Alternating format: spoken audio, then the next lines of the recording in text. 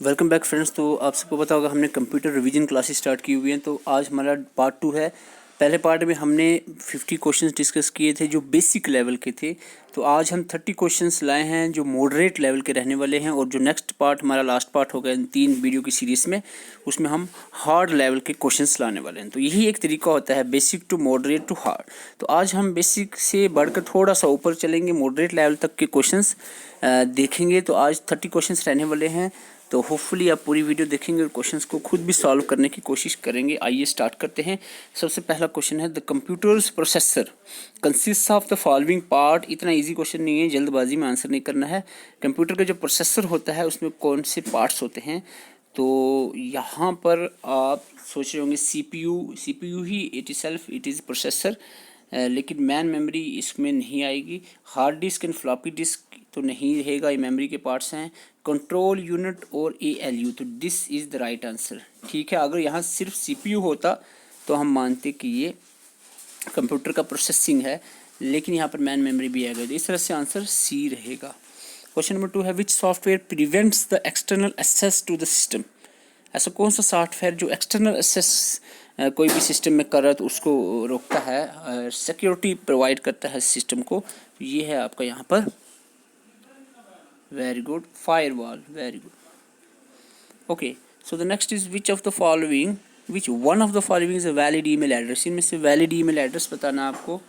तो valid email address यहाँ पर java@point.com, gmail.com, ये तो है नहीं, @ यहाँ पर होना चाहिए था।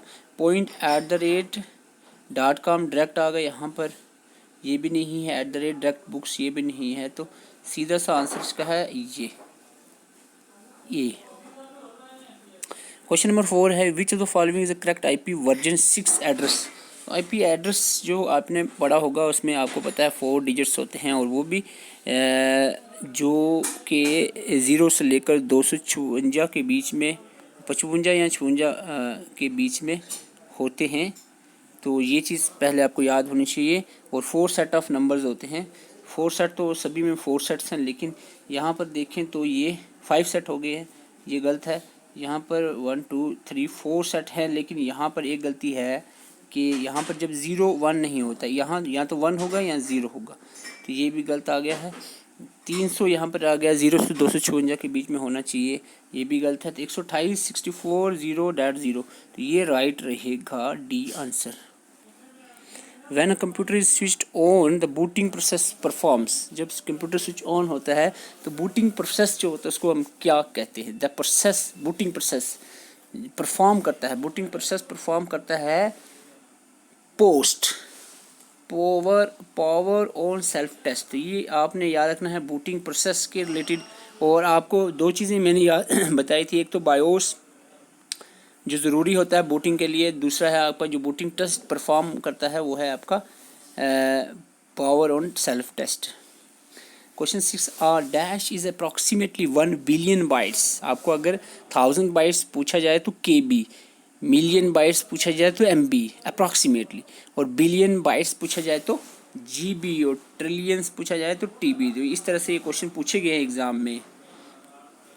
Question number 7, in specific, if the system uses separate protocols, which one of the following device is used to link two systems?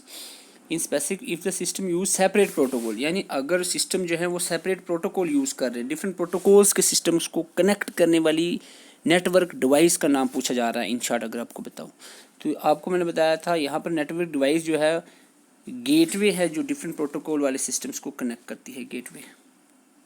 हालांकि स्विच भी कनेक्ट करती है, लेकिन वो सिमिलर प्रोटोकॉल वाले सिस्टम्स को कनेक्ट करता है। स्विच डिफरेंट प्रोटोकॉल हो तो गेटवे आएगा। Where are data and program stored when the processor uses them. जब प्रोसेसर यूज़ कर रहा होता है डाटा, तो वो थोड़ी देर तक कहाँ पर स्टोर रहता है? मेनली ये रहेगा कहाँ पर स्टोर?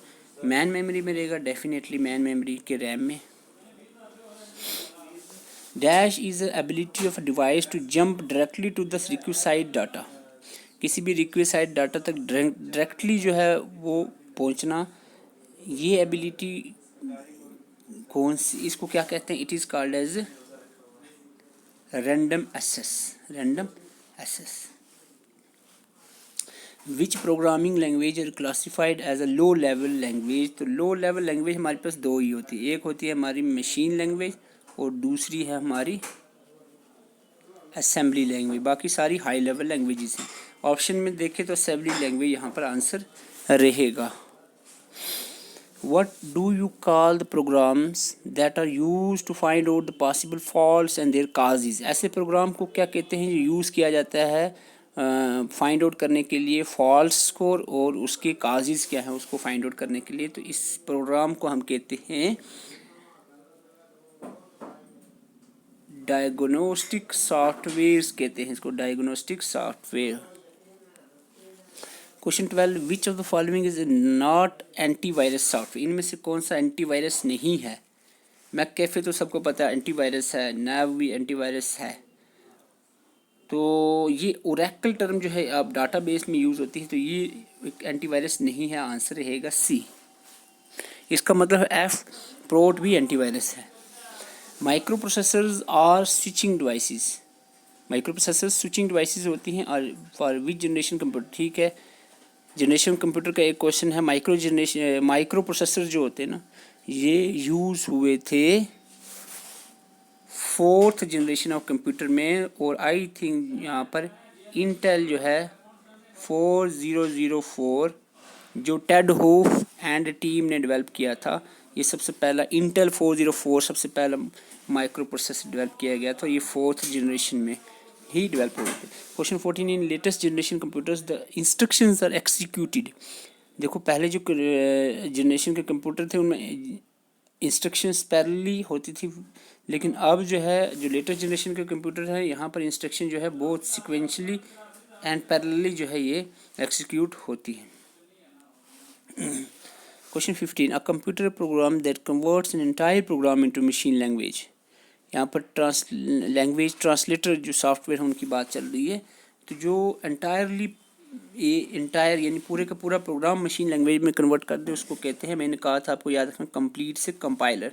कंप्लीटली जो ट्रांसलेट कर देते हैं compiler.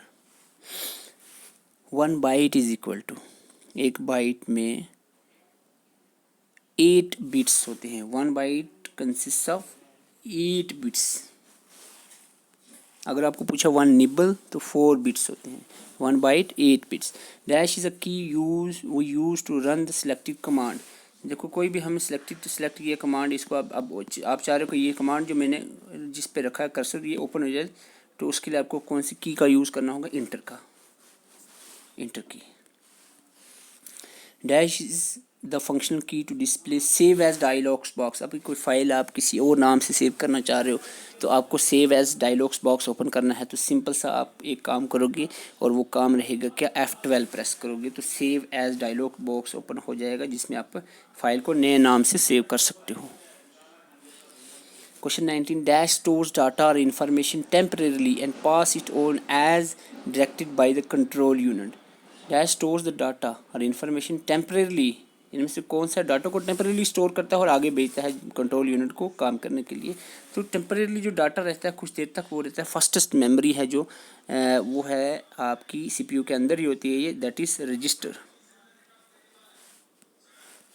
Question 20, ASCII is coding system that provides.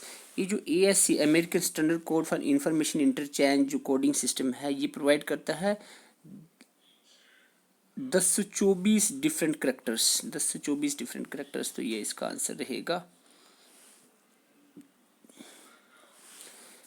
Question number 21, the first web browser is. सबसे पहला वेब ब्राउज़र जो डेवलप किया गया वो था कौन सा, the first web browser was mosaic. Microsoft office is an example of dash, example of MS office क्या है, MS ऑफिस प्राइमरी सॉफ्टवेयर है, ओपन सोर्स सॉफ्टवेयर है, हॉरिजॉन्टल मार्केट सॉफ्टवेयर है, वर्टिकल मार्केट सॉफ्टवेयर है, क्या है। तो मैं आपको बता दूं माइक्रोसॉफ्ट ऑफिस जो है ये हॉरिजॉन्टल मार्केट सॉफ्टवेयर्स हैं। हालांकि ये प्रोप्रिएटरी सॉफ्टवेयर भी है, ऑप्शन में नहीं था, तो अदरवाइज़ ये हॉरिजॉन्टल मार्केट सॉफ्टवेयर भी है MS office. Which type of topology is best suited for the large business which must carefully control coordinate the operations distributed branch outlet? ठीक है, ऐसा कोई सिस्टम आपने बताना टोपोलॉजी जिसमें यानी एक कोई कोऑर्डिनेट कर रहा हो बाकी सारे सिस्टम्स को। तो आपको बताऊं जहाँ एक सेंटर हब होगा और बाकी इस तरह से सिस्टम कनेक्टेड होंगे, इस तरह की टोपोलॉजी को कहते हैं star topology. Star topology. Question 24, parity bits are used for which of the following purpose? Parity bits जो है ये यूज़ किए जाते हैं कंप्यूटर अगर लैंग्वेज में हम देखें तो पैरिटी बिट्स यूज़ होते हैं एरर्स को डिटेक्ट करने के लिए। तो यहाँ पर आंसर माना जाएगा to detect the errors, answer C रहेगा। पैरिटी बिट्स जो है ये डिटेक्ट एरर करने के लिए यूज़ होते हैं। Which one of the following is not a web browser? इनमें से वेब ब्राउज़र को ओपेरा बहुत मशहूर वेब ब्राउज़र, क्रोम तो हम सभी यूज़ करते हैं, मोजिला फायरफॉक्स भी एक ओपन सोर्स वेब ब्राउज़र है, लेकिन विकीपीडिया जो है ये वेब ब्राउज़र नहीं है, ये आपने याद रखना है।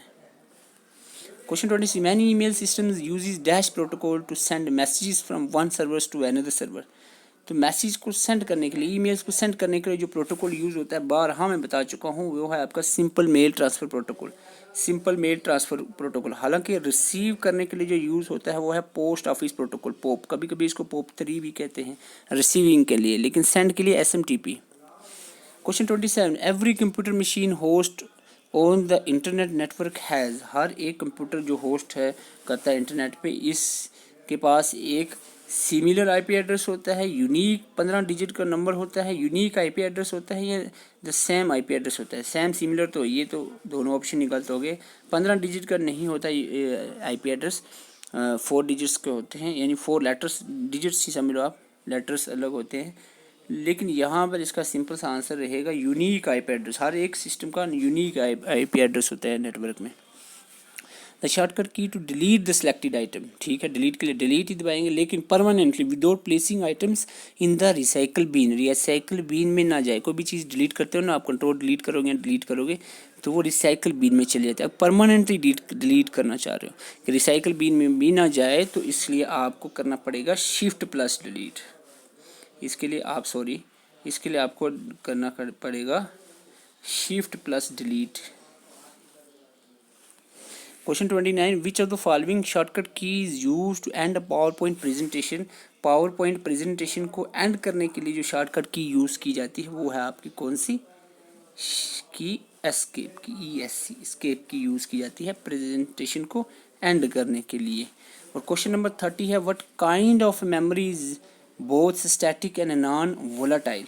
तो what kind of memory is both, static भी है और नॉन वोलाटाइल भी है, ये कौन सी मेमोरी है?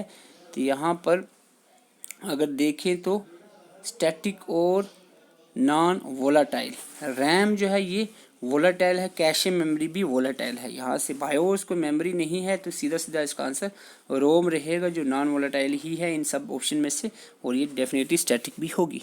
ओके, तो ये आज के मॉडरेट लेवल के 30 क्वेश्चंस थे।